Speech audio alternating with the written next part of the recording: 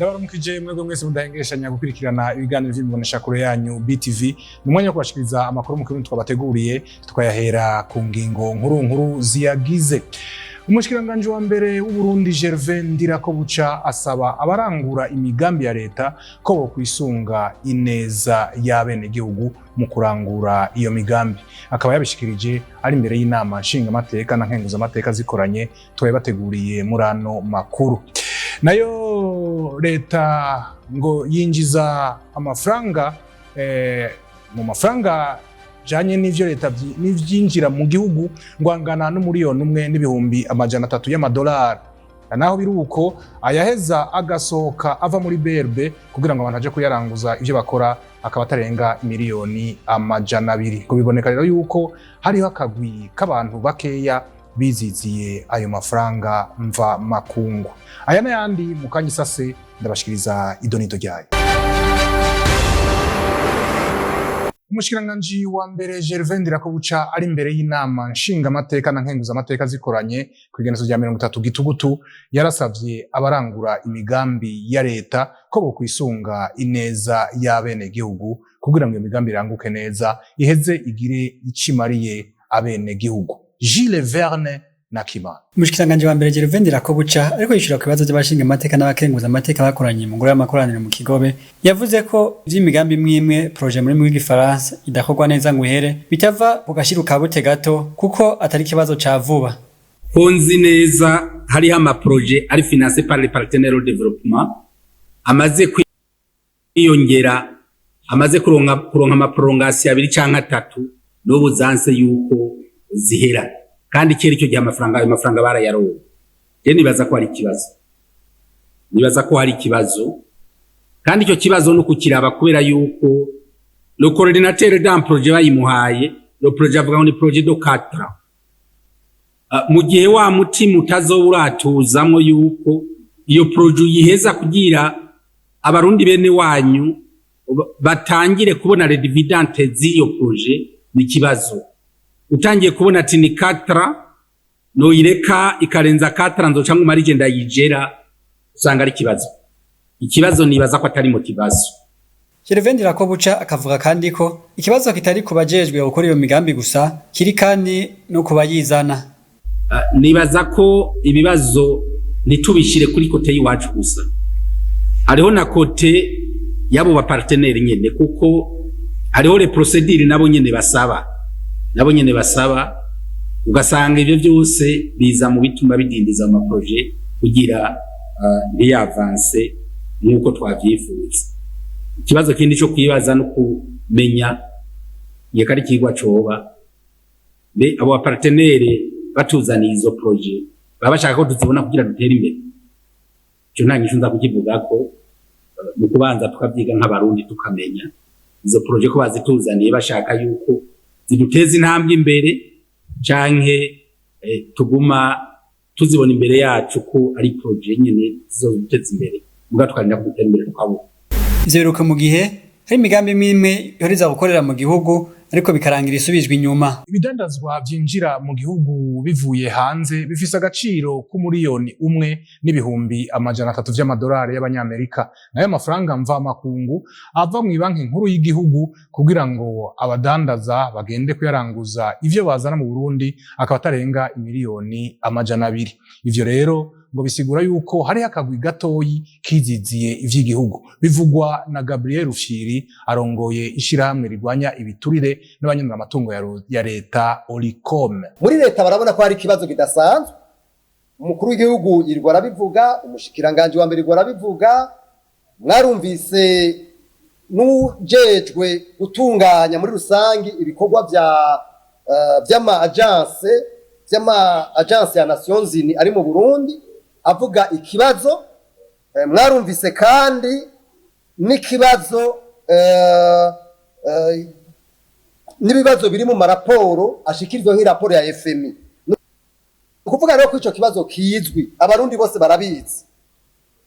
Araha rero twebwe nuko turavuga twashimye cyane ijambo mukuru w'igihugu yashikirije agashikiririza imuramvya imbere y'inzego zitwara igihugu. iryo jambo yavuze ati tutaravye neza hazogira n'igihe tudahemba abakozi hamwe ibintu vyoguma gutya. Batanze akarorero ka Uber ko amafaranga y'ibintu bakura mu mahanga, ibintu biva mu mahanga byose bifite agaciro ko mu miliyaridi n'imiliyoni 300. Murumva ko ari amadolari, namwe muravyumva ko atari amarundayo.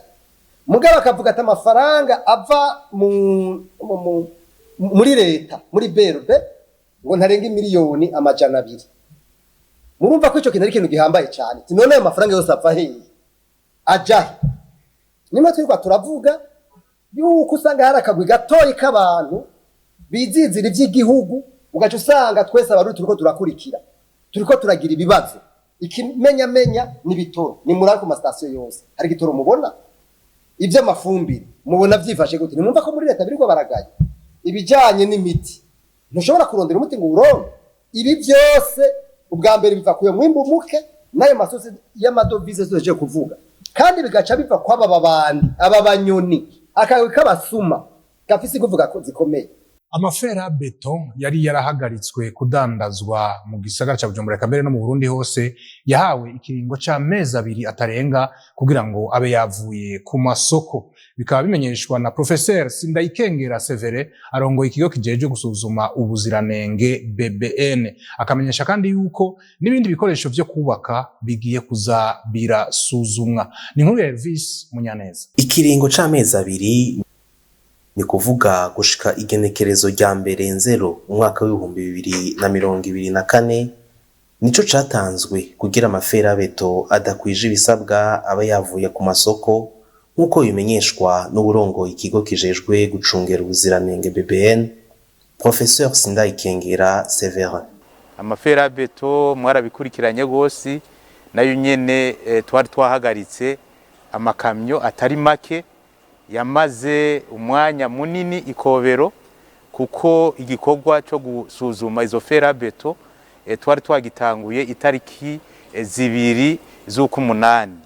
Twari tumaze kugira echantillonnage zishika hafi 60.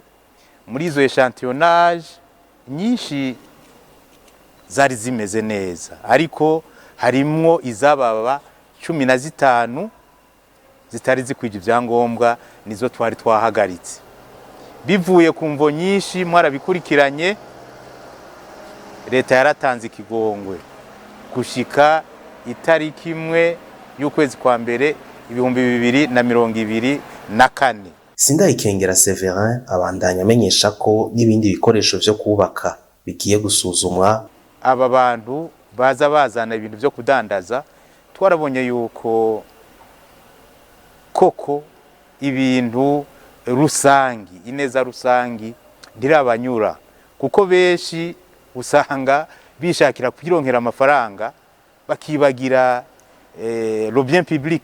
Ibi bintu byo gukontrola ubuziranenge nta tariki yo gutangura, nta tariki yo guhereza, no kwama umuntu abizi.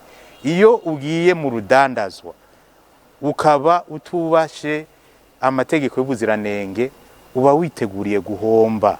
Mwomenya ko bimwe mu bituma ibidandazwa vyo mu Burundi bitaja mu makungu ari uko biba bidakwije ibisabwa. Muri komine Muha ngaha mu gisagara ca Bujumbura, aba indongozi z'iyo komine bamenyesha ko uzorenga ku mategeko y'isuku azohanwa bimwe bikomeye cyane. Rafael Nyando. Abarongoye komine ya Kanyosha baremeza ko hariho ibihano vyashizweho kubadakurikiza amategeko ajanye n'isuku.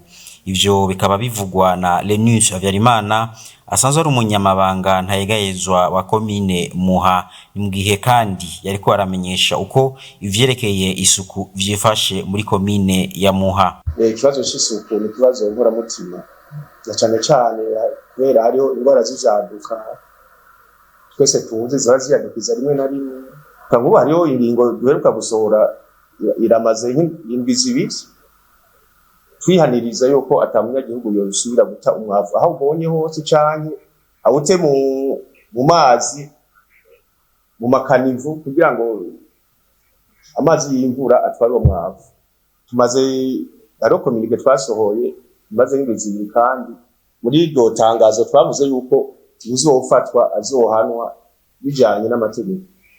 Kubwo abanyagihugu twaganiriye bamwe baravuga ko ikibazo kijanye n'isuku kiracari akananira abahinga kuko n'amahera batanga yo kuyora imicafu barayatanga ku gihe, ariko abafise amashirahamwe yo kuyora imicafu bikabagora kuza ku gihe gutora iyo micafu.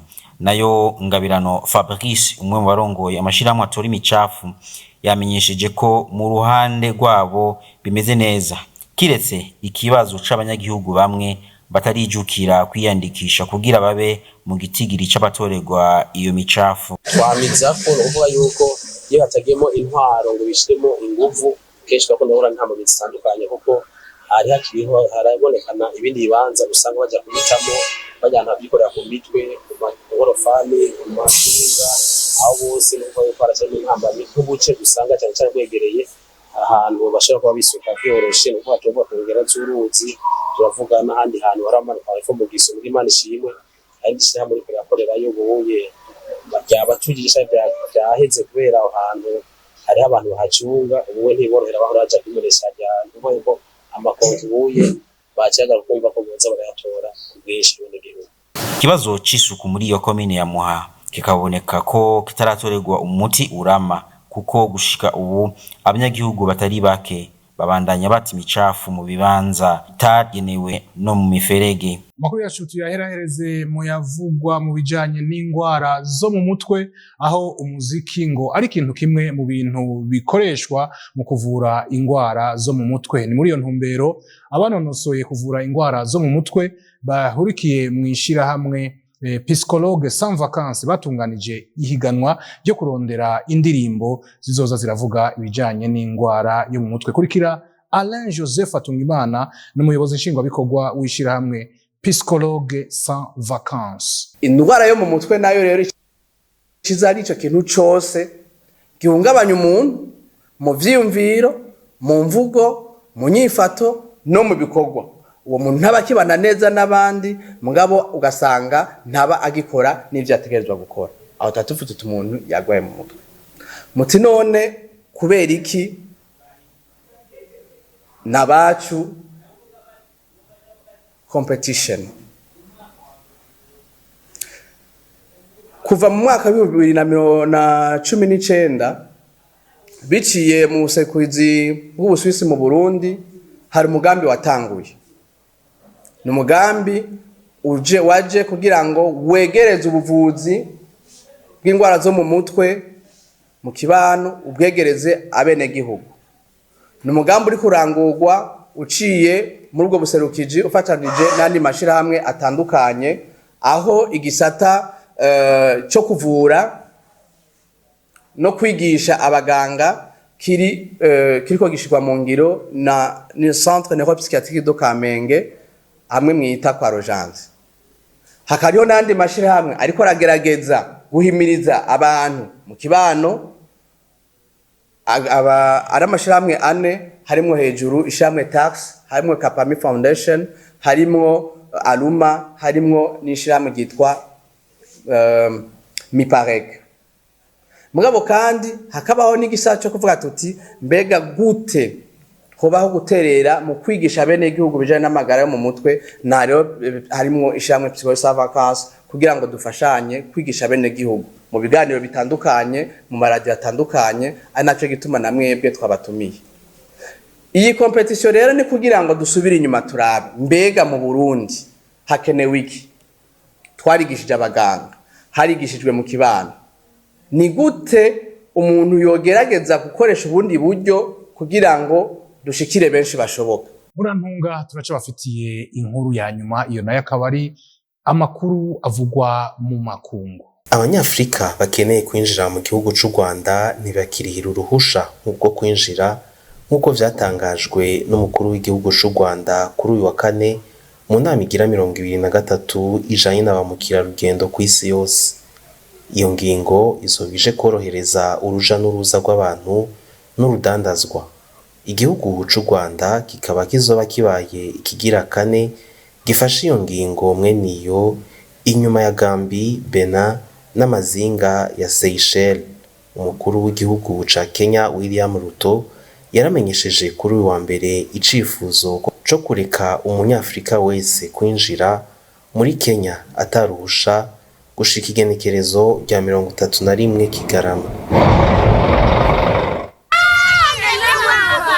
Mu gihugu ca Kenya igitegwa ca figiye gikundwa n'impene n'ibindi bikoko caragwiriye cane ku rugero bikabangamira n'ibidukikije. Amashirahamwe y'abakenyezi kugira bakemure ico kibazo arahingura ivyo biti mu mwuka ufasha gucana. Ivyo vyatumye abantu baharonkera ubuzi atari bake. Ico gitegwa cashizweho mu mwaka w'1900 n'abakoroni. Abantu 16 n'abandi bajejwe gukinga impanuka indwi nibo bahitanywe n'umuyaga w'igihuhusi mu Bufaransa mu biharuro bishasha biherutse gusohorwa n'umushikiranganji w'intwaro yo hagati Gerald Darmanin. Nubwo uyo muyaga washitse wari mwinshi cane, harashoboye gukingwa impanuka kuko bari biteguye abajejwe gucungera impanuka bashika ku 3500. Umuntu yakomeretse cane w'imyaka 30 bitumwe n'igiti cakorotse.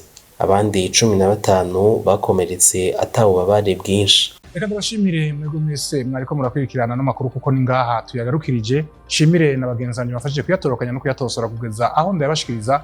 Ntibagaye gushimira abari mu buhinga bw'ivyuma batumye amajwi n'amasanamu bibashikira atankomanzi. Remo Prosper niyo nkuru yabashikirije, ndabifurize kugira ibihe vyiza mu banyu no mu vyanyu. Mugume hafi ya BTV kuko ibiganiro birabandanya naho butaha.